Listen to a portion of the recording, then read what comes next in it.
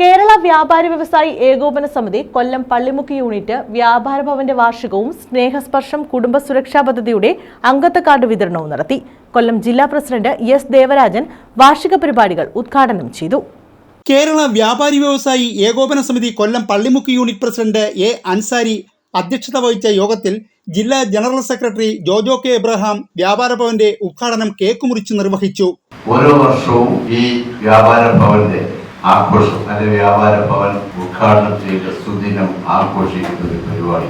അത് സത്യത്തിൽ പള്ളിമുക്ക് യൂണിറ്റിനെ വലിയൊരു അനുഗ്രഹമാണ്. കാരണം എന്റെ യൂണിറ്റ് കടപ്പാക്കട യൂണിറ്റ് അത് 2000-ലാണ് ഓപ്പൺ ചെയ്തത്. പക്ഷെ ഇതുവരെ അതിന്റെ ആ ഓപ്പൺ ചെയ്ത ഒരു ദിവസം അല്ലെ ആ ഒരു ദിനം നമ്മൾ ആഘോഷിച്ചിട്ടുള്ളതാണ് എന്റെ വസ്തുത. അതുകൊണ്ട് തന്നെ 8ാമത്തെ വർഷവും ആഘോഷിക്കുന്ന ആ ഒരു നല്ല സംവിധാനം നടപ്പിലാക്കുന്ന പള്ളിമുക്ക് യൂണിറ്റിന് ആദ്യമേ തന്നെ എന്റെ അഭിനന്ദനങ്ങൾ. അംഗത്വ കാർഡ് വിതരണം സമിതി കൊല്ലം മേഖലാ പ്രസിഡന്റ് ബി രാജീവും മേഖലാ ട്രഷറർ എ കെ ജോഹറും ചേർന്ന് നിർവഹിച്ചു.